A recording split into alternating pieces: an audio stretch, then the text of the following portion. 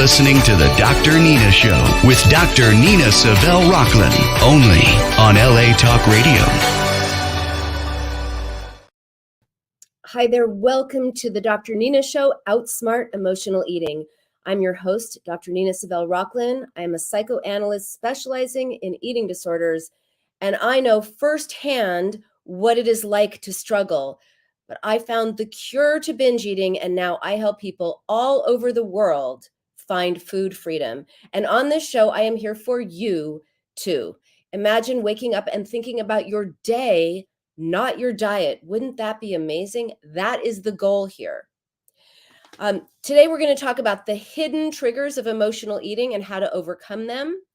If you are listening on LA Talk Radio, you can feel free to call me with any questions or comments, 323-203-0815.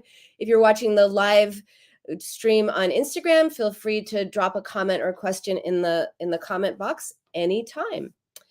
Okay, so I think I know the answer to this, but here's a question. Have you ever found yourself reaching for a bag of chips or a bar of chocolate after a stressful day? And maybe you notice that you binge eat when you feel low. Maybe you feel like you have no control over food. Well, you are not alone. Emotional eating, which means eating in response to your feelings rather than physical hunger, it is a very common issue for a lot of people. And it is also a very complicated one. And we think often that we are triggered by food. And the answer is no, we are triggered by something else, something that is often unconscious or out of our awareness. But when we become more aware of these triggers, we can find new ways of dealing with them directly, and everything changes. So again, food plays such a dominant role in our lives. It's not just about sustaining our health and our bodies. And by the way, we shouldn't just eat to live. Food is supposed to be enjoyed. It's one of the pleasures of life. We're supposed to enjoy it. But it also can be the way that we comfort ourselves, express love. Valentine's Day chocolates, right? And sometimes it's a way of coping with stress and stressful emotions. So today we're going to look at emotional eating, the triggers, and how to manage those triggers more effectively to promote healthier behavior, to stop emotional eating. It is possible. It is not about willpower. It is not about control. It's not even about food, really. So I'm gonna dive into the common hidden triggers of emotional eating, and I'm going to give you some practical strategies to create the food freedom that you want and deserve, and it is possible for you. Yes, it is. Okay, so to overcome emotional eating, you got to first identify what the trigger is, because the trigger is not food. We think we're triggered by food, but that's incorrect. The true triggers are often the thoughts and feelings. Actually, thoughts lead to feelings, which lead to behavior that may be outside our awareness. They're hidden from us. So that's pretty much the definition of the unconscious. It's what's out of awareness, but not out of operation. So it's out of our awareness, but it has everything to do with what we are doing. And emotional eating is triggered by a lot of different things. We all know stress, boredom, painful, difficult emotions, and using food to cope. But there are a lot of other reasons why we may be triggered that we don't know. Now, before I go into that, I also want to distinguish between emotional eating, mindless eating, and binge eating, because sometimes those terms are used interchangeably and they're actually not correct. So bear with me, because I think this is important for you to know. So mindless eating is often mistaken for emotional eating, but these are two distinct behaviors. They both have to do with food, and they both can contribute to overeating and gaining weight for some people, but they are different. So mindless eating means you're eating without paying attention to your body's hunger and fullness cues. And it's like, have you ever had a bowl of popcorn or some chips or a bunch of cookies in front of you, and you're watching a show on TV and you're eating, And suddenly, before you know it, the bowl is empty and you don't even remember eating all of the popcorn or all the chips or all the cookies. That's mindless eating. It's eating when you're really distracted and not being aware of the taste or the satisfaction of food. You're just on autopilot. And of course, it can lead to eating too much because you don't realize when you're full, you don't realize how much you're eating, and then you eat more than you intended. That's mindless eating. Also, social and environmental factors play a role in triggering mindless eating, like being in social situations where food is abundant or regularly, just it's always there, like the break room at your office. It's sort of there, and you go and you kind of automatically have that donut or something like that. That's mindless eating. Or seeing ads for food or passing by your favorite restaurant.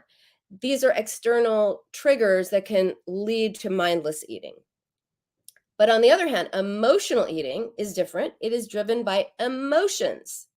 Has nothing to do with physical hunger, by the way, and it involves using food to cope with difficult emotions, to self-soothe, to comfort yourself.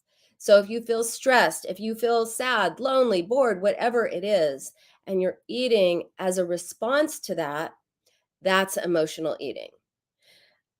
And specific emotions can trigger emotional eating. There's even an ice cream. There's an ice cream, and it is called Bad Breakup. That's the title of it. Yeah. Ben and Jerry's has Chunky Monkey. This brand, I forget what brand it is. Bad breakup ice cream. That's just emotional eating in a nutshell, right? You have a bad breakup, you feel bad, and you're eating ice cream to comfort yourself. If you're a fan of Friends, as I am, love Friends. I wanted to live in that New York apartment. How did they afford it? Anyway, you might remember Chandler like eating a bunch of ice cream after Monica broke up with him. So that's emotional eating. And emotional eating is not necessarily related to the amount of food that you're eating. It's the emotional state that's driving the eating behavior. You can do emotional eating without binging. And I'm going to get to the difference between emotional eating and binging in just a moment. When it comes to emotional eating, unresolved emotional issues, past traumas, as well as what's going on in the present can have to do with emotional eating. So we use food to numb ourselves, to distract ourselves from painful emotions or from painful memories. And it's really important that if this is something you're struggling with, do not go on a diet or try to resolve emotional eating through willpower or something like that, because you're just plucking a weed and hoping it doesn't grow back. In order to get rid of a weed for good, what do we have to do? We've got to dig out the root. And where is the root? The root is underground. It is hidden from us. We don't see it, but it has everything to do with growing that weed. So similarly, when things are out of our awareness, they're hidden from us. We don't consciously recognize we're being triggered, but that has everything to do with why we're turning to food. So it's really important to look at the roots, get to the root of the issue. Also, restrictive dieting, I think that's an oxymoron. Restrictive dieting is restrictive. So dieting can absolutely contribute to emotional eating and binge eating, because when you restrict yourself and you can only have certain foods, you will have a feeling of deprivation. And when we are deprived, we eventually want the thing that we think we can't have. So then we have it. Eventually, our willpower will fail, right? And we have the thing. And if we have a diet mentality that says, oh, I blew it, I ate 2 cookies, I might as well eat 20 cookies. And then you figure, oh, well, the day is really blown now, so I might as well have all the other things that I am not allowed to have by myself because I'm following diet mentality. And then you're back in the kitchen and you're eating ice cream and then there's the leftover pizza, or you're ordering DoorDash or whatever, and now you're in a full-blown sort of binge situation. So dieting is really detrimental because there's a reason for the diet binge cycle, right? So breaking free from that dieting mindset, never trust a 4-letter word where the first 3 letters spell die, that can really reduce the likelihood of emotional eating or binge eating. Okay, so emotional eating, it can be triggered by lots of factors, ones we're aware of, ones we're not aware of. And by identifying and understanding these triggers, which I'm going to get to in a moment, we can take proactive steps to overcome emotional eating and develop healthier coping mechanisms, which of course means then food becomes breakfast, lunch, dinner, and snacks rather than your best friend and your worst enemy. So quickly, what's the difference between emotional eating and binge eating? Seems like the same, right? Well, they're similar and yet distinct. So, emotional eating is using food to cope with or soothe negative emotions. And it's just responding to our emotions with food, but not necessarily binge eating. So if you feel sad and you have a big bowl of ice cream, that's not a binge. That's emotional eating. If you're like, "Oh, that bad breakup ice cream, where is it? It's calling my name. I feel sad. I feel bad. I had a bad breakup or whatever, and I'm going to eat some ice cream." That's emotional eating, but that is not binge eating.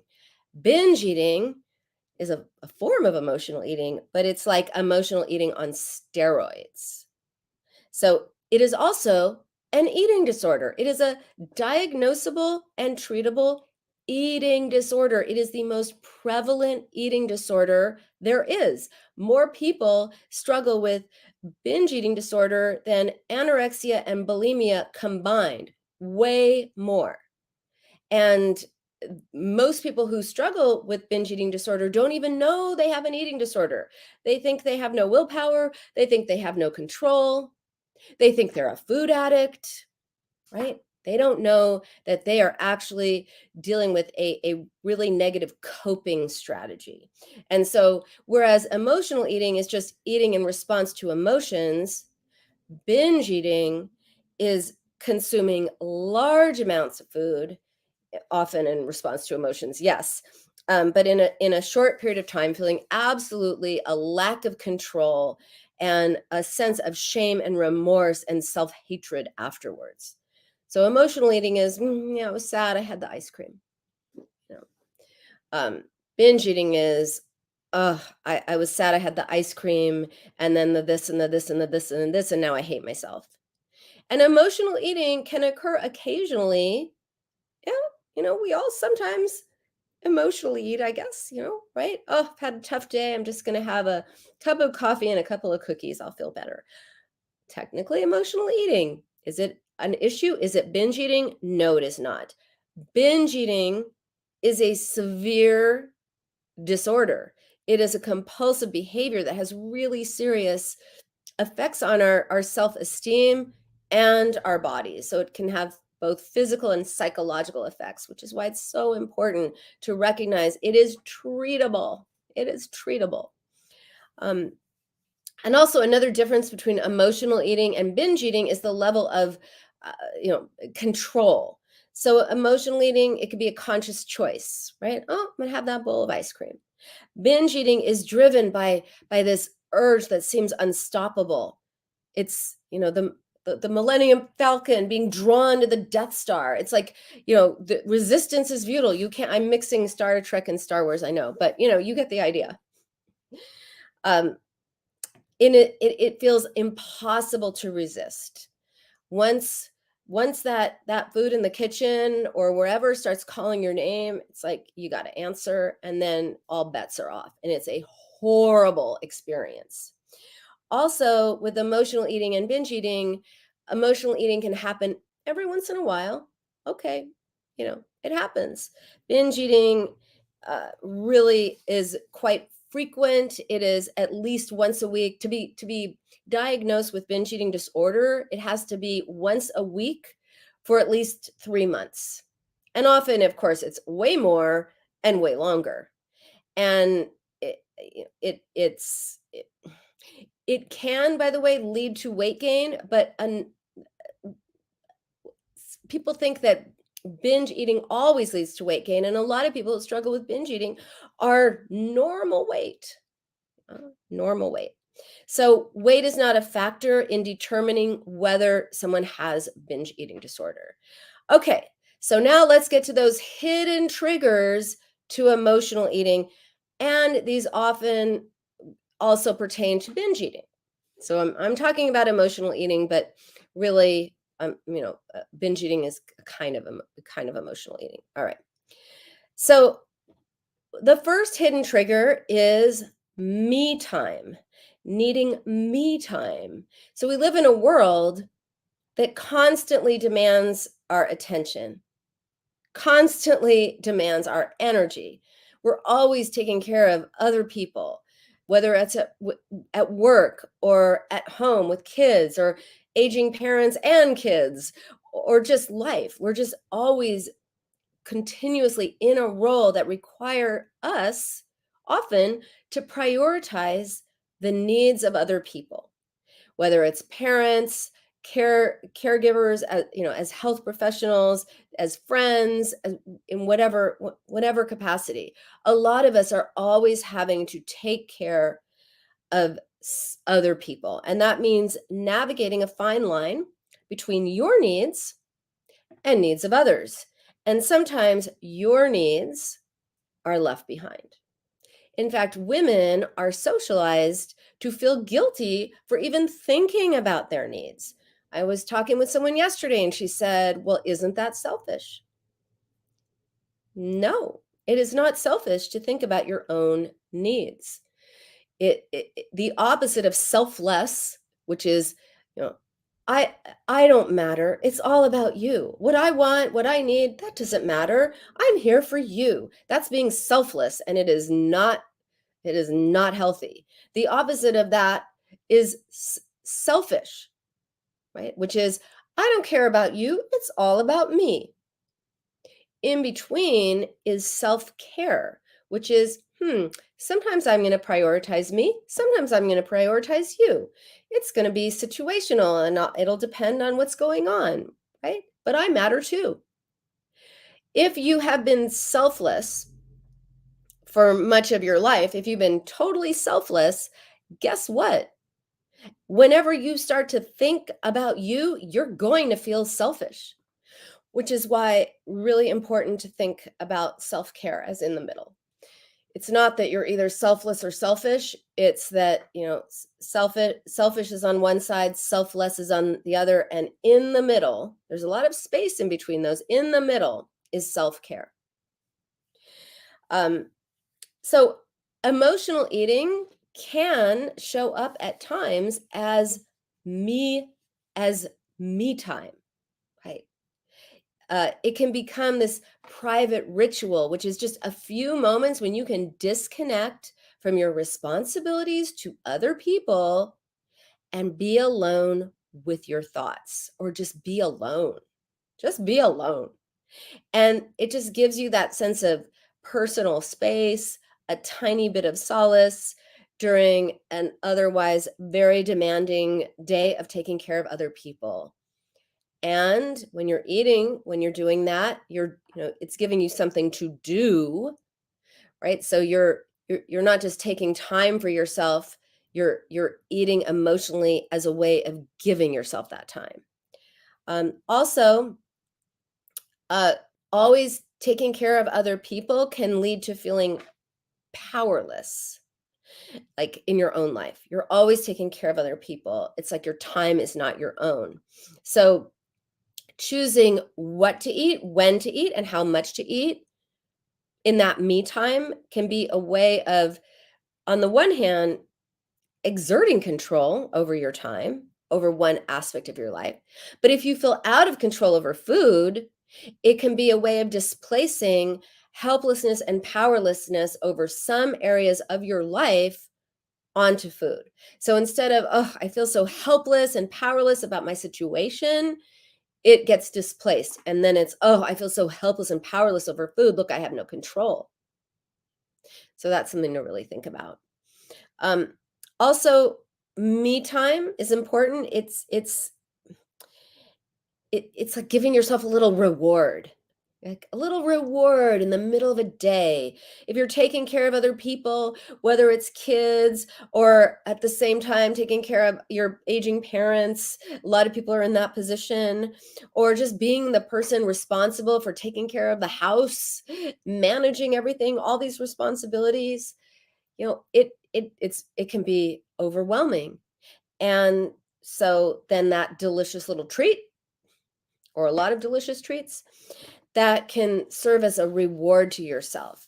Like you're giving and you're giving and you're giving and you're giving, and maybe you're depleted and empty, and eating kind of fills you up and gives you a little bit of something for you, me time.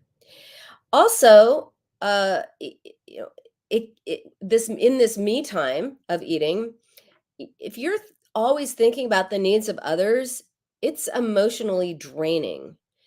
Um, and if you're eating, you're not thinking, right? That's why we call it the binge zone. I guess, also the emotional eating zone. You're just eating, you're not thinking, you're not feeling. And so it can be a barrier against certain feelings towards certain people that you feel guilty about having. So then you can feel guilty about food. Oh my God, I feel so guilty. I ate XYZ.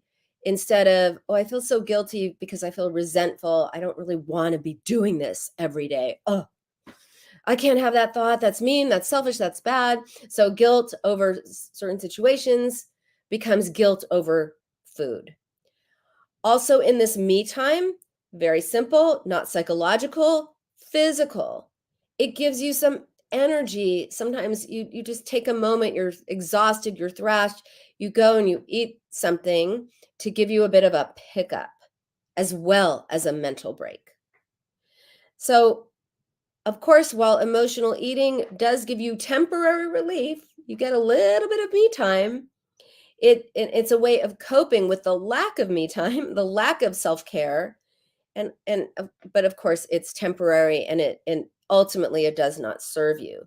So here's what you need to do. You need to figure out sustainable and healthy ways to have balance and to have that me time, and to address your emotional needs. If you need your own space, which we all do more or less, some of us need a lot of space, some of us need a little space, but we all need the space. We all need, as Virginia Woolf said, a room of our own. She was talking about women, but I think it applies to all people. Find what is good for you, and what me time works for you, so that you think about who you are, not who you are in relation to other people. We're wives, we're husbands, we're partners, we're parents, we're sisters, we're brothers, we're daughters, we're sons. How we relate to other people is how we think of ourselves sometimes. But what about just you? You and your needs. You matter too. And again, if you feel selfish for considering yourself, remember, self-care is not selfish. It is actually the best thing you can do for yourself. If you want to stop emotional eating or binge eating, if you want to create a kinder, healthier, happier relationship with yourself, you've got to develop ways of self-care. And that includes giving yourself me time. Me time is good time. All right, so that's one of the hidden triggers that a lot of people don't realize. Another one is body dissatisfaction. That is a major trigger. Like you get up in the morning, you get on the scale, and you don't like the number. In fact, you hate the number, and now your whole day feels like it's ruined. Your day is just started and it's already ruined because you hate the number on the scale. And then what happens? Well, as you go through your day, you just feel bad. And if you feel bad and you don't have a way to feel good about yourself, you don't have a way to encourage yourself, validate, acknowledge, reassure yourself, comfort yourself with words, you're going to use food to feel better. So that's why body dissatisfaction and emotional eating are often closely linked. When you feel dissatisfied with your body, also, you might experience shame, guilt, self recrimination, low self esteem. That's really hard. That's really hard to feel that all the time. And that can then trigger the urge to eat as a coping mechanism, whether it's emotional eating or binge eating, because eating provides that temporary relief from those difficult, painful, awful emotions because it distracts you, it comforts you, right? Of course, it doesn't last long. And then it's followed by that same guilt and shame, which perpetuates the cycle. By the way, guilt and shame, those are two different principles. Guilt is about behavior. It's about feeling bad about something that you did or didn't do, or about thoughts, and often thoughts about what you've done or not done. Or let's just use a food example. Oh, I feel so guilty. I ate way too much at dinner. I feel so guilty. I totally overdid it. Right. So guilt is just about the behavior. You feel bad about the behavior. Or I really should have gone to the gym yesterday. I didn't go. It was just one of those days. I feel so guilty. So you feel guilty about something you've done or haven't done. Shame, on the other hand, is about yourself. So shame is, I ate too much at dinner. I totally overdid it. I hate myself. I'm so ashamed of myself. I feel terrible about myself. How could I have done that? I didn't go to the gym. Oh, I'm so lazy. I hate myself. I'm disgusting. So, whereas guilt is about what you're doing, shame is about feeling bad about yourself, your very essence. And shame is vicious and pervasive. And you cannot hold shame about yourself and be kind to yourself. Shame is a sense of inner badness about you, and it's unbearable. And that's why it's really important to look at, if you're shaming yourself for your weight, to create a different attitude towards yourself. So research has shown that body dissatisfaction is a risk factor for developing binge eating, because for a few reasons. Well, one, let's just go back to dieting.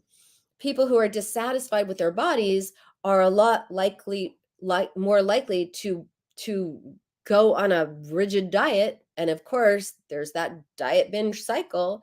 So you have a problem with your body, you have a problem with your weight, you go on a diet, you feel deprived, your willpower can only last so long because it can only last so long, and ultimately that triggers binge eating. And it also contributes to body dysmorphia, where you perceive your body in a totally distorted, negative way. And that feels terrible. That feels shameful.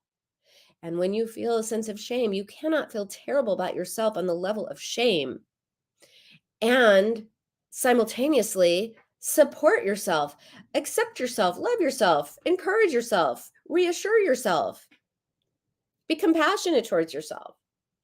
So because you can't do both, that you got to get away from the shame, and food takes you away. It helps you cope, it comforts you temporarily, and the cycle continues.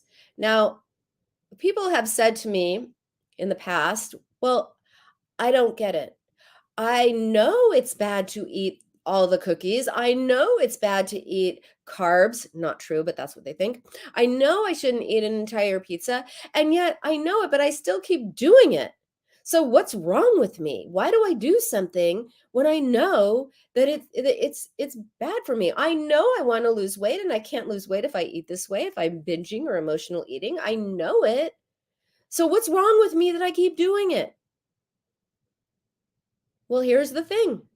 When it comes to human behavior, especially emotional eating and binge eating, or any kind of human behavior, addictive behavior, compulsive behavior, any kind of behavior that, doesn't make sense to you, but you can't stop it. It's not logical, it's psychological.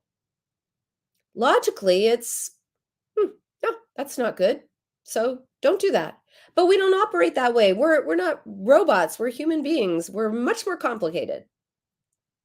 It's psychological, and that's because emotional eating, in this case, which is what we're talking about, or binge eating, it is doing something for you.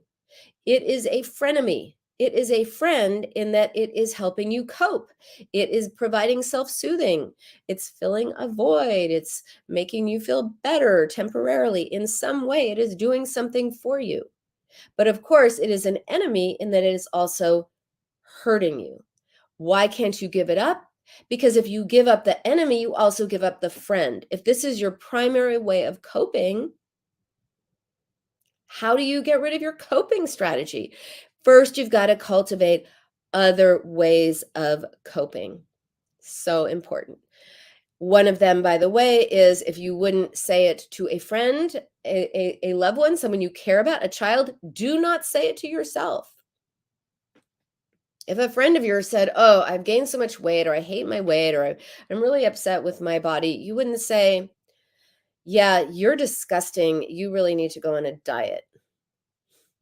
I hope not. If you did, you'd be a terrible friend. But more likely, you would not say that. You'd say, "Hey, you know what? I get it. I love you. I care about you. I'm sad that you hate your weight. How can I help?" You know, how about you talk to yourself the same way? All right. A third trigger to emotional eating is good stress. Good stress. What is good stress? All right, so when we associate stress often with negative events, right? And we're so stressed out, we things at work are really stressful, or we've got a deadline, or someone's sick, or oh, that you're dealing with something, a stressful, bad situation. Good stress, so bad stress is called distress. You're in distress. You're in bad stress. Good stress, there's actually a name for that, but not very many people know about good stress, but the name for it is eustress. Eustress, eustress. And that is, it's a weird name, like eustress. I'm just going to call it good stress. Good stress arises from positive events and positive changes in our lives.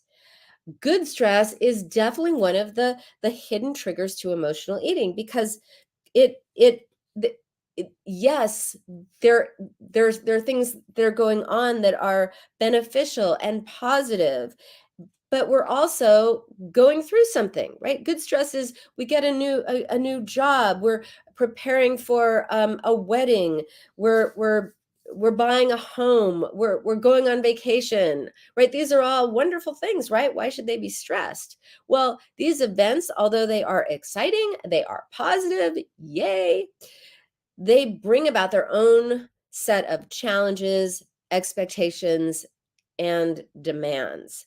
So this kind of stress, which we don't recognize as stress, we just think, "Oh, it's all good. What am I stressed about?" It is a hidden trigger for emotional eating because there's several reasons. First is it leads to heightened emotions. Positive life events lead to intensified emotions, joy, excitement, anticipation. And when you are feeling these heightened emotions, even though they're positive, um, we also tend to celebrate. We tend to celebrate when we feel heightened. And how do we celebrate? Often with food, or we may just feel too revved up, even though we're excited, we're happy. Maybe we're too revved up in our bodies, and food can give us a bit of a sedative effect.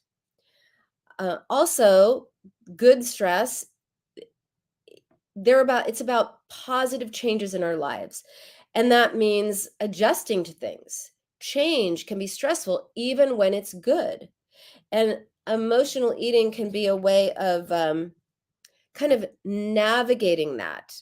Like when you're changing, like when you have a baby, it's a fabulous, amazing, wonderful thing. But you can also, and this is the thing people don't talk about, mourn your old life of when you didn't have to get up at 2 in the morning and 4 in the morning and this and that. Change can be hard. And uh, we don't talk about it because we're only supposed to be happy about these changes, but we may feel mixed feelings, in which case we might turn to food to cope. Also, expectation and pressure. Good stress comes with a set of expectations, either expectations we're imposing on ourselves or from others. Like there's pressure to enjoy this event or make the most of this experience. It could be overwhelming, and eating can calm us down again. Um, and we might, when you're planning a wedding, when you're planning a vacation, when you're doing all of this planning, you can feel overwhelmed, you can feel overcommitted, you could feel, like, I just can't wait for this to be over, even though it's good, right? It could be too much. And then we're back to me time, right? Eating can be a way of giving yourself back a little bit of time, just time for yourself, kind of calm down. Also, good stress is associated with reward or recognition, achievements, positive milestones. Eh, Those come with a desire to reward ourselves. And how do we reward ourselves? Often with food. And so self-reward or rewarding ourselves for this good stress or getting through something or celebrating it's associated with treating ourselves. I did this, I accomplished this, I deserve a treat. Where's the cheesecake? And also, as with everything, it can distract from underlying issues or challenges. And when we're so focused on you know what's going on in our lives or what we're doing and what we're eating, we're not thinking about other things. So and one way to distract ourselves, of course, is to eat. Maybe those thoughts start coming into your mind, you know and then you shut them down by eating. You're getting married to Jack, but your mind is thinking about Joe. And then you're like, why am I thinking about Joe when I'm getting married to Jack? Oh, can't have that thought. No, no, no, no. Oh, let me eat something. And now I'm not thinking about Joe. I'm thinking about how could I have eaten that? How am I going to look in my dress? A displacement, a distraction. So while good stress can be beneficial, too much of any type of stress, of course, is harmful. So we got to find ways of creating balance and managing stress effectively. That helps your overall well-being. When you are managing effectively and practicing self-care, guess what? You're not going to use food as a way of coping. And whether it is bad stress or good stress, responding to yourself in a kind and helpful way, no matter what is going on in your life. If you don't like your weight, if you're feeling stressed, if you need me time, if you're upset about a situation, responding to yourself in a kind and helpful way as you would a friend, using a compassionate tone, and practicing self-care is the key. It really is the key. Changing your critic into a friend, being supportive of yourself.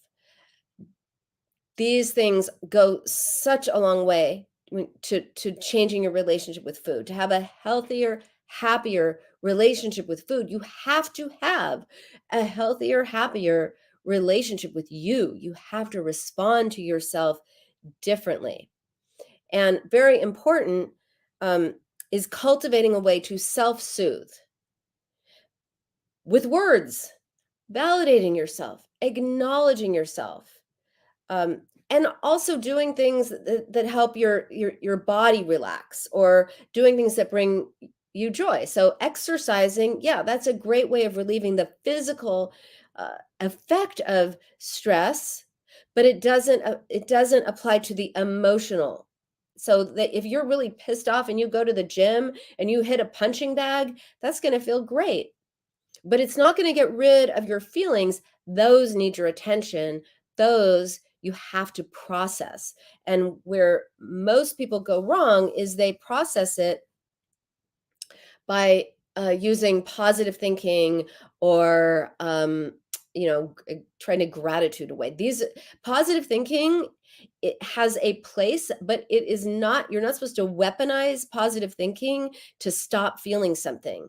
So if you're upset and you're thinking about all the reasons why you shouldn't be upset, oh, it could be worse, it's not so bad, other people have a much harder time than I do, I'm not going through anything that bad, at least I have this and that you're positive thinking, you're trying to positive think away your feelings.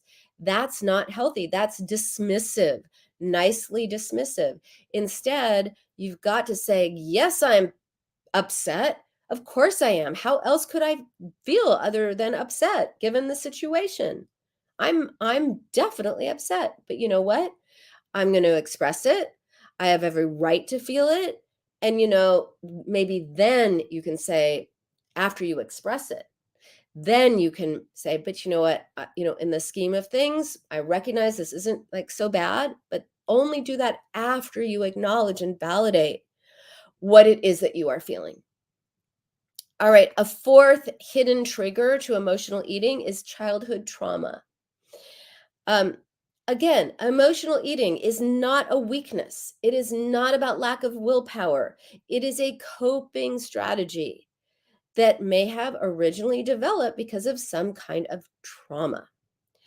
And we often believe that the past is over. The past is in the past. Right? Why are we talking about the past? Why are we thinking about the past? The past is over. Oh, but no, the past is not over. The past is often influencing the way that we are in the present. For example, if in the past you had a judgmental parent and nothing you ever did was good enough, and now you are not living with that parent, perhaps that parent is not even living, and yet you have become judgmental and critical of yourself.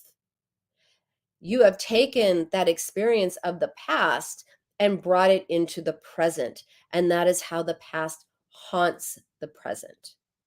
So that's why emotional eating and childhood trauma or trauma of the past are closely linked.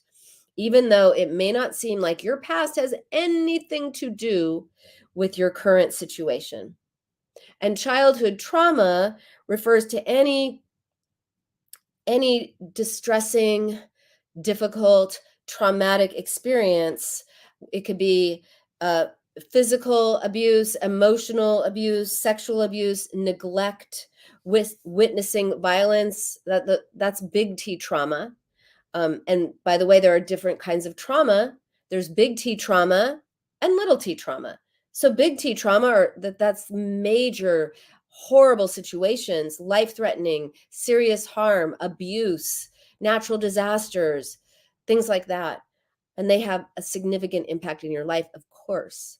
But little t trauma is less severe but chronic traumatic experiences that may not be life-threatening, but they still have an extremely negative impact on your sense of well-being. So bullying, emotional neglect, divorce, ongoing stressors like financial difficulties, relationship problems. These are little t traumas, and they contribute to emotional eating, because when we experience trauma of any kind, we turn to food. We may turn to food to cope and find comfort.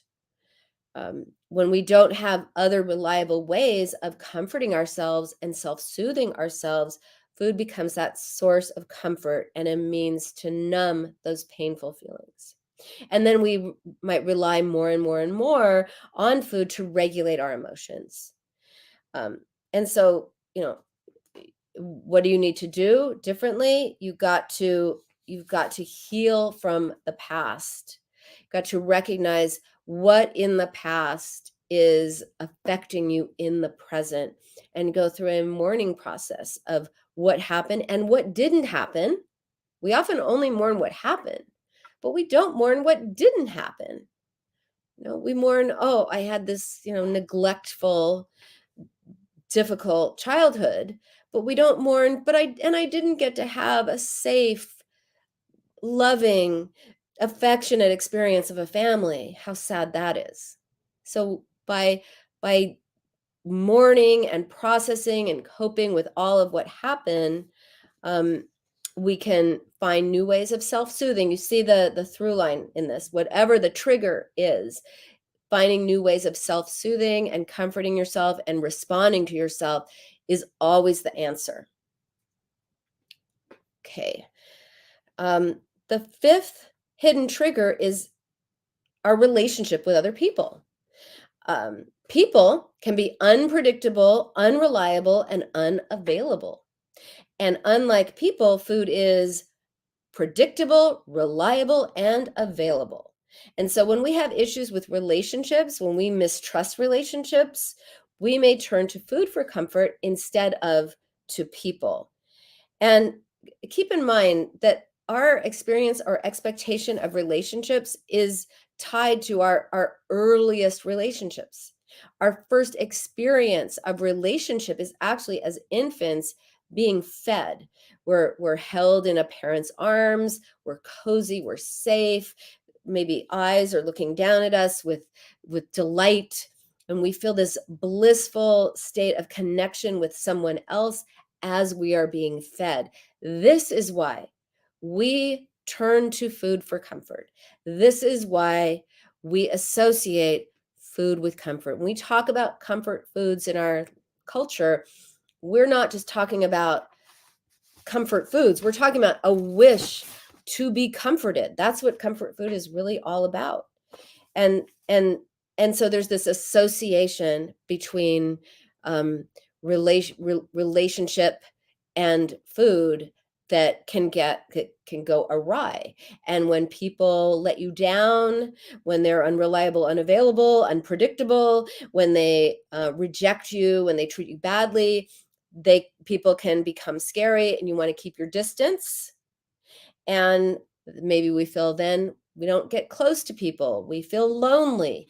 When we're lonely, guess what? Food can symbolically fill the void within. We can also isolate, disconnect from people.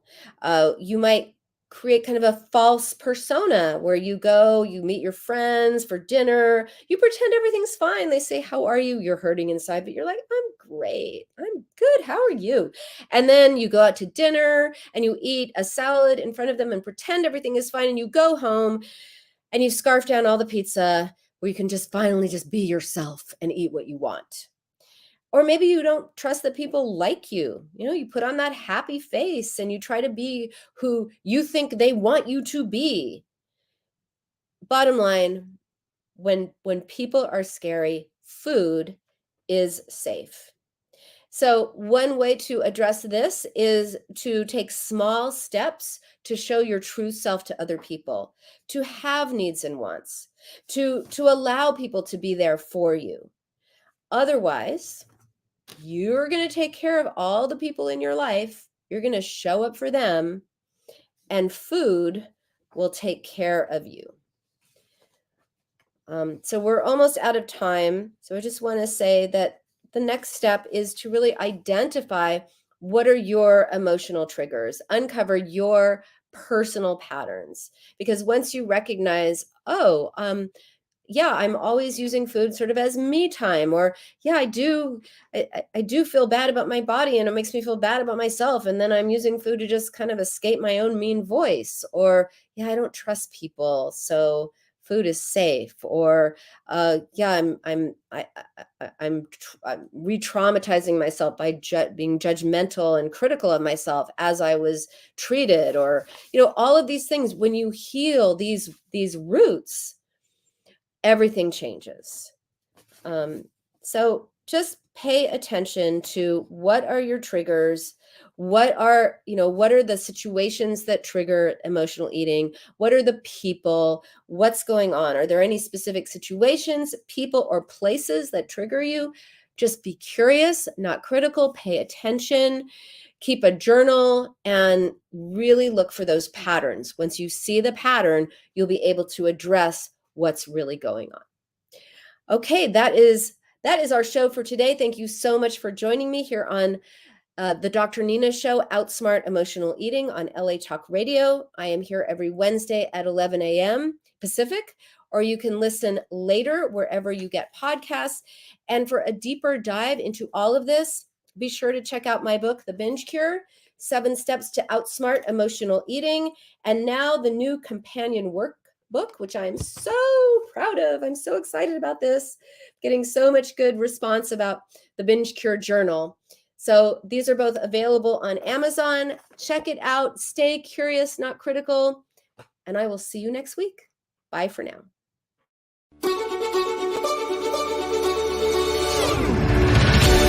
You're listening to the Dr. Nina Show with Dr. Nina Savelle Rocklin, only on LA Talk Radio.